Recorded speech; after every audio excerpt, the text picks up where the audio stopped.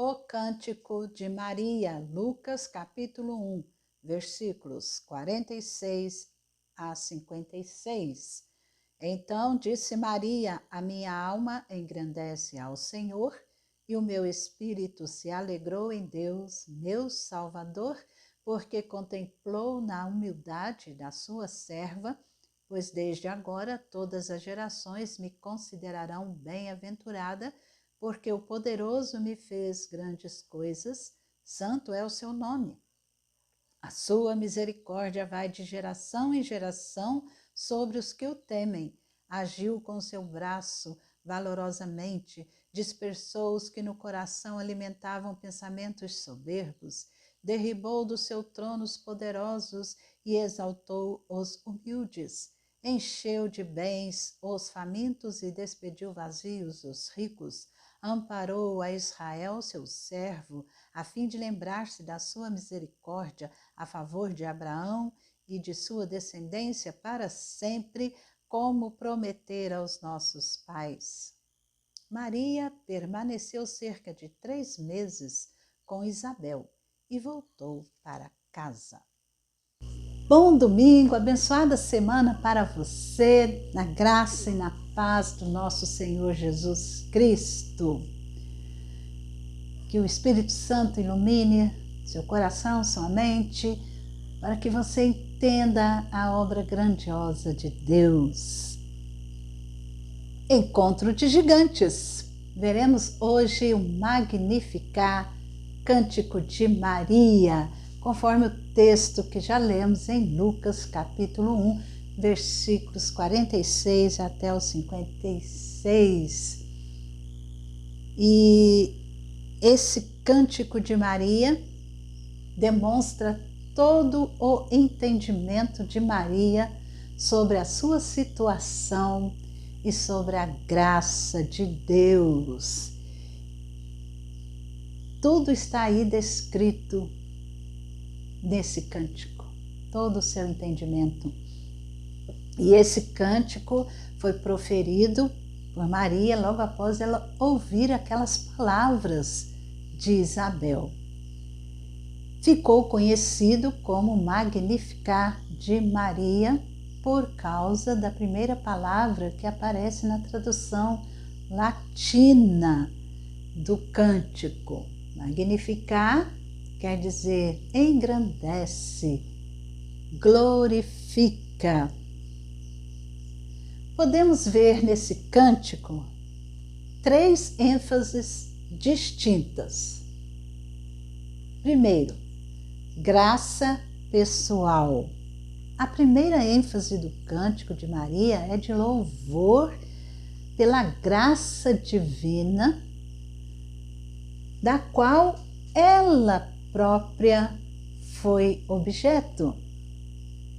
Versículos 46 até o 49. Então disse Maria: a minha alma engrandece ao Senhor, e o meu espírito se alegrou em Deus, meu Salvador, porque contemplou na humildade da sua serva, pois desde agora todas as gerações me considerarão bem-aventurada, porque o poderoso me fez grandes coisas. Ela engrandece ao Senhor. Na tradução literal, continua engrandecendo, ato contínuo de engrandecimento a Deus, engrandecimento de Deus pelo que Ele fez na vida dela. E o que Deus fez na vida de Maria, ela descreve como um momento em que se alegrou em Deus, denotando assim uma ocasião específica do passado. Sem dúvida, ela está se referindo ao anúncio do anjo e à concepção sobrenatural. Então ela diz: meu espírito se alegrou em Deus. Minha alma engrandece ao Senhor, magnifica o Senhor, glorifica o Senhor. E meu espírito se alegrou em Deus. E aquilo foi um momento de grande alegria. Consequentemente, ela chama Deus de meu Salvador. É o versículo 47. Essa ação divina em sua vida demonstra que Maria reconhecia a sua humildade e ela, como serva humilde, ela reconhece que Deus fez grandes coisas. E isso em sua vida não só garante a sua salvação pessoal, a salvação pessoal dela, como também o seu estado para sempre de ser bem-aventurada, muito feliz. E o que nós não podemos esquecer é que a fonte de toda essa alegria, de toda essa bem-aventurança, é a criança que ela carregava no seu ventre. Por isso, essa ênfase na graça pessoal contemplou na humildade de sua serva, da sua serva. Poderoso me fez grandes coisas, a minha alma engrandece ao Senhor, meu espírito se alegrou em Deus, meu Salvador. Segunda ênfase, graça para os humildes. Na continuação do cântico, é de louvor pela atitude divina em privilegiar os pobres em lugar dos ricos. A partir do final do versículo 49 até o versículo 53, santo é o seu nome, a sua misericórdia vai de geração em geração sobre os que o temem.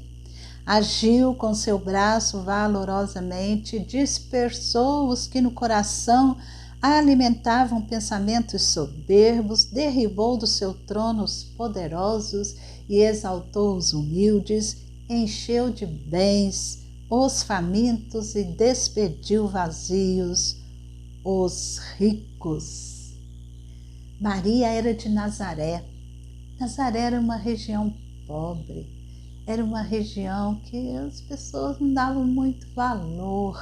Era um lugar bem humilde, bem simples. E Maria demonstra aqui o entendimento que ela tem dessa graça que veio para os humildes. Nessa seção do cântico está descrito bastante aí o caráter de Deus. Primeira coisa é santidade, santo é o seu nome, ou seja, a essência de Deus é santa. E Ele age com misericórdia e vigor. Misericórdia dele, de Deus, é infinita para com os que o temem. E ele age vigorosamente a favor dos humildes e contra os soberbos, poderosos e ricos.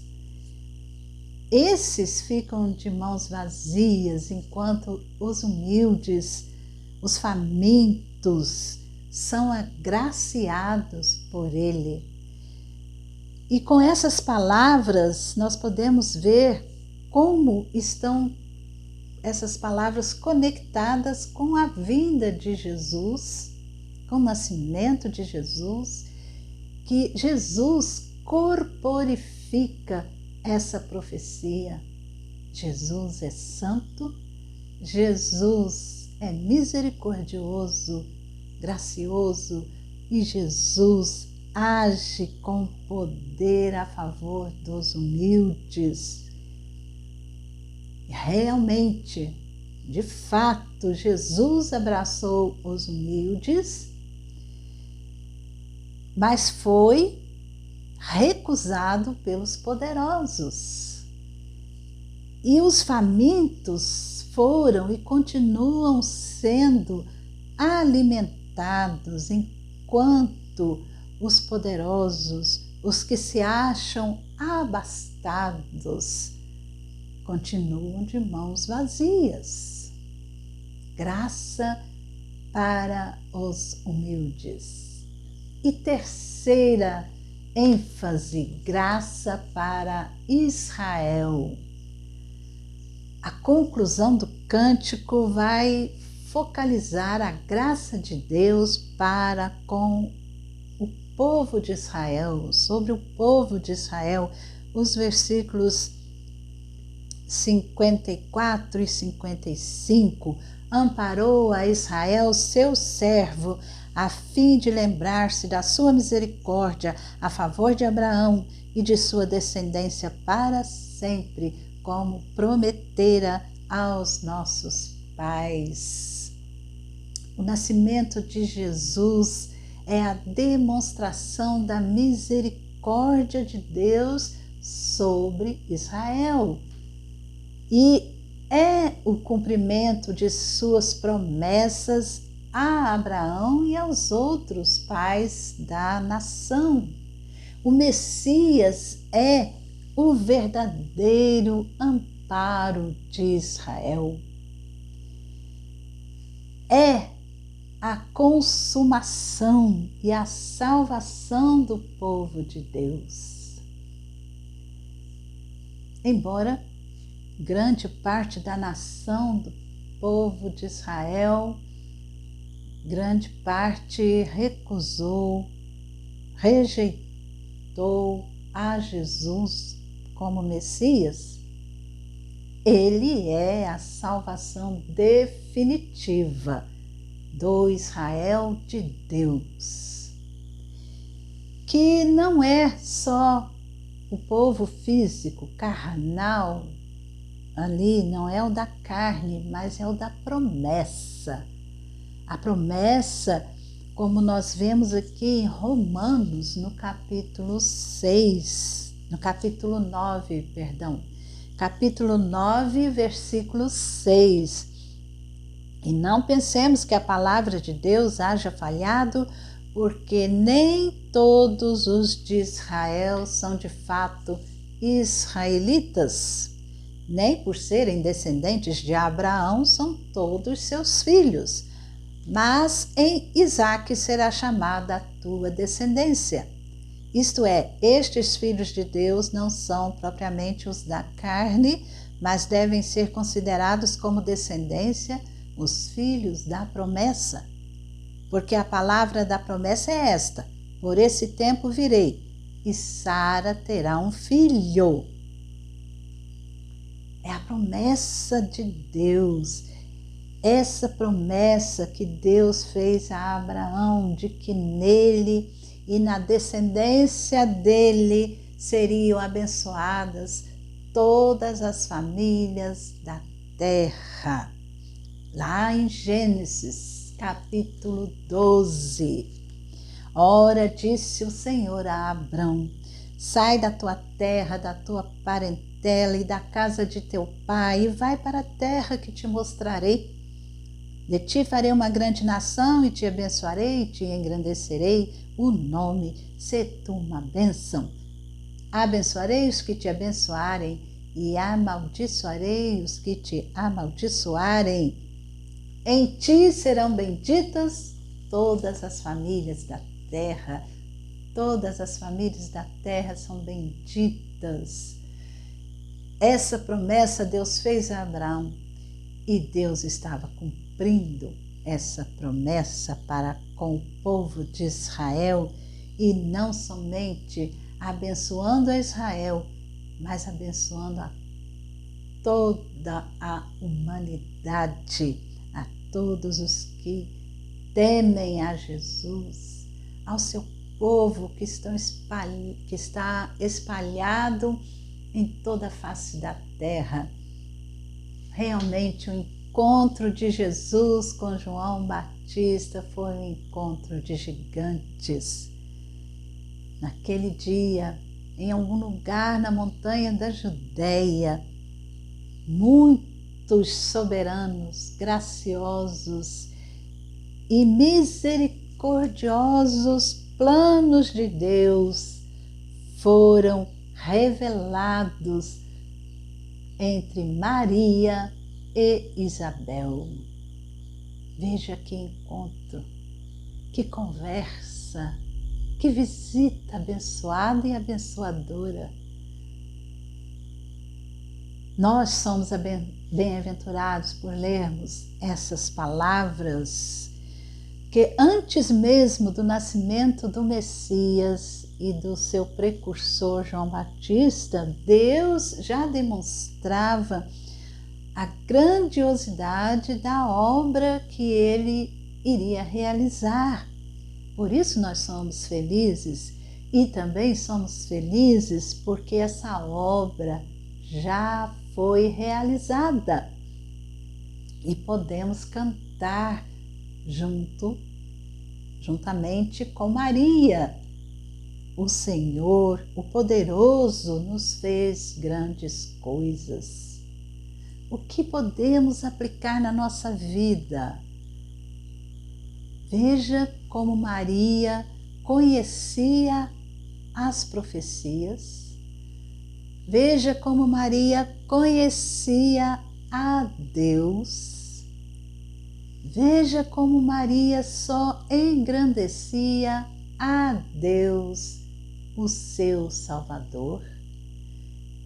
Maria se alegrava somente em Deus. Maria reconhecia a sua humildade e a grandeza da misericórdia e graça de Deus sobre ela.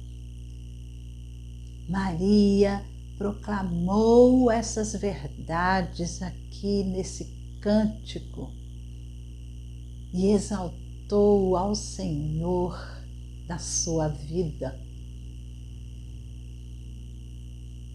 O poderoso me fez grandes coisas, diz ela.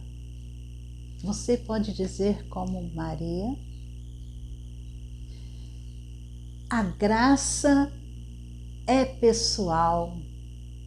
Assim como foi para Maria, pode ser para você. Ela é pessoal, porque Jesus veio por sua causa. Jesus nasceu, viveu, sofreu, morreu, ressuscitou por você. A graça é pessoal. E a graça é para todos os humildes de coração, os pobres de espírito, aqueles que não têm nada, que reconhece a sua nulidade diante de Deus poderoso e reconhece que não há salvação para si a não ser em Jesus Cristo. Graça para os humildes de coração que se reconhecem pecadores e necessitados. E a graça é para Israel, porque a graça é o cumprimento da promessa de Deus. Deus não falhou, como nos diz Romanos 9:6. Deus cumpriu a sua palavra e Ele continua cumprindo, porque a graça já foi derramada para este mundo pecador. E todos Hoje podemos ser o Israel de Deus espiritualmente. Todos podemos fazer parte da família de Deus. Podemos ser da igreja de Deus. Deus cumpriu a sua promessa, ela não falhou. E Deus continua cumprindo, porque Ele prometeu voltar para nos buscar. E Ele não falha. Creia no Senhor Jesus, Jesus Cristo, o Messias. Creia em Jesus e você será salvo, você e toda a sua casa. Grande abraço com as bênçãos de Deus.